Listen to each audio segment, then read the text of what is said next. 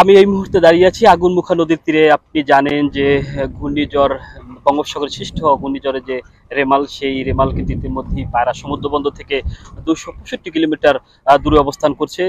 এতে কিন্তু পায়রা সমুদ্র বন্দরকে 10 নম্বর মহাবিপদ সংকেত দেখিয়ে যেতে বলা হয়েছে।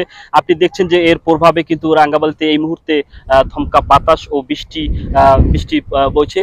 এছাড়াও কিন্তু নদ নদীর পানি কিন্তু বৃদ্ধি পেয়েছে। এই মুহূর্তে কিন্তু স্বাভাবিক জোয়ারের চেয়ে কিন্তু নদ নদীর পানি প্রায় 4 থেকে 5 ফুট পানি বৃদ্ধি পেয়েছে। আপনাদেরকে আরেকটি তথ্য জানিয়ে রাখতে চাই, রাঙ্গাবালির যে কয়েকটি ইউনিয়ন রয়েছে, বিচ্ছিন্ন ইউনিয়ন, তার ভিতরে রয়েছে চরমন্তাজ ও চালতেবনিয়া। চরমন্তাজের চরান্ডা 4 কিলোমিটার ভাঙা বেড়িবাঁধ আছে, সেই 4 কিলোমিটার ভাঙা বেড়িবাঁধ দিয়ে কিন্তু লোকালয়ে কিন্তু পানি ঢুকছে। সেখান থেকে কিন্তু সেই মানুষজনকে কিন্তু সরিয়ে নেওয়া হয়েছে। এছাড়াও যে চালতেবনিয়া ইউনিয়ন রয়েছে, সেই চালতেবনিয়া ইউনিয়নও কিন্তু বনানিয়ন্ত্রণ যে বেড়িবাঁধ, সেই বেড়িবাঁধ থেকে ডুবে কিন্তু পানি তাও লোকালয়ে ঢুকছে, সেখান থেকেও কিন্তু লোকজন সরিয়ে নেওয়া হচ্ছে। এছাড়াও উপজেলা প্রশাসন আমাদেরকে জানিয়েছে যে এই মুহূর্তে কিন্তু রাঙ্গাবালিতে মুজিব কিল্লা সহ 90টি ঘূর্ণিঝড় আশ্রয় কেন্দ্র কিন্তু খুলে দেওয়া হয়েছে। সেখানে কিন্তু বিচ্ছিন্ন যে চরগুলো রয়েছে, চর নদীর সেই এলাকা থেকে কিন্তু মানুষজনকে সরিয়ে নিয়ে আশ্রয় কেন্দ্রে নিয়েছেন উপজেলা প্রশাসন, এমনটাই জানিয়েছেন। এছাড়া কিন্তু এই মুহূর্তে কিন্তু নদী ও সাগর কিন্তু উত্তাল রয়েছে।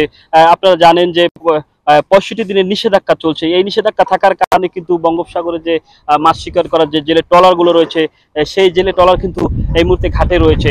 এছাড়াও আপনাকে আরেকটা তথ্য জানিয়ে রাখতে চাই, রাঙ্গাবালিতে কিন্তু গত ঘূর্ণিঝড় মিথিলি, সেই মিথিলির প্রভাবে 25 জেলে নিখোঁজ হওয়ার একটি ঘটনা রয়েছে। সেই 25 জেলের এখন পর্যন্ত কোনো সন্ধান কিন্তু মেলেনি। এই ঘূর্ণিঝড় আসলেই কিন্তু এই উপকূলীয় মানুষ, বিশেষ করে রাঙ্গাবালির মানুষ যারা রয়েছে, তারা কিন্তু একটু আতঙ্কের ভিতরে থাকে। কারণ গত কয়েকটি ঘূর্ণিঝড়ে কিন্তু এই রাঙ্গাবালি কিন্তু লন্ডভন্ড করে দিয়ে গিয়েছে। আপনাকে আরেকটি তথ্য দিয়ে রাখতে চাই যে এই মুহূর্তে কিন্তু জোয়ার বইছে।